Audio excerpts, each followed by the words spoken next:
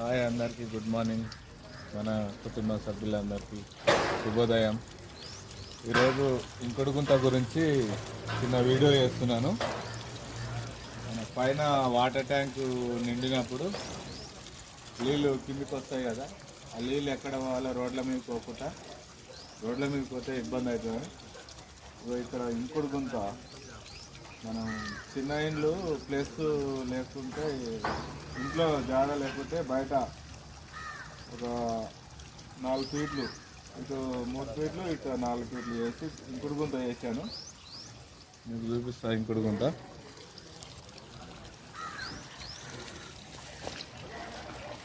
లోపల ఒక 6 ఫీట్లు ఇట్లా వాటర్ అనేది వేస్ట్ పోకుండా ఇంకుడుగుంత అనేది పెట్టుకుంటే మనకు బోర్లో తేమ ఉంటుంది.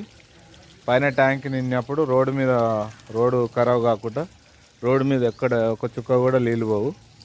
ఈ గుంతలకే పోతాయి, ఇంకుడు గుంతలకే. ఈ ఇంకుడు గుంతలకు నీళ్ళు పోయినాక ఇది మూసేసుకుంటే సరిపోతుంది.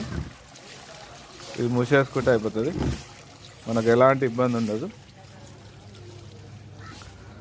ఇప్పుడు ఎండాకాలం కదా, ఎండాకాలంలో బోర్లు ఎండిపోయినా కానీ ఇబ్బంది కాకుండా కనీసం కొంచెమన్నా తేమ వస్తుంది ఈ ఇంకుడు గుంత ద్వారా. అందరూ ఇంకుడు గుంతలు పెట్టుకోవాలని నేను వీడియో చేయడం జరిగింది. నేను చాలాసార్లు చెప్పాను, అంటే ఇట్లా వీడియో పెట్టలేదు, స్టేటస్లో కూడా పెట్టుకున్నాను. అట్లనే ఇంటి ముందర ఏమైనా జాగా ఉంటే కూడా చెట్లు ఇలా పెంచుకోండి. ఇక జామకాయలు చూడ ఎలా కాసినాయి. కనీసం కొంచెం జాగున్నా కానీ ఎన్నో రకాల చెట్లు పెట్టుకోవచ్చు. ఇట్లా పూజ కక్కర వస్తాయి. ఇక ఎప్పుడైనా ఎమర్జెన్సీ 2 టమాటాలు కావాలంటే టమాటా చెట్లు, పూల చెట్లు, అన్నీ రకరకాల చెట్లు. ఇక తమలపాకుల చెట్లు, కర్రమాకు, గులాబీ, అన్నీ, మందార, మిర్చి, ఇది కూడా పెంచుకోవచ్చు.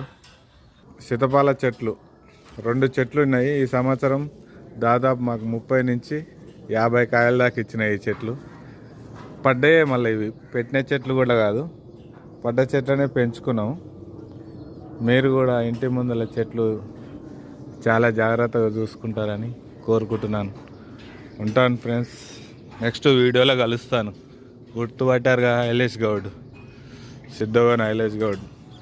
చూస్తుండండి వీడియోలు, లైక్ చేసి షేర్ చేయండి. ఉంటాను ఫ్రెండ్స్, బాయ్.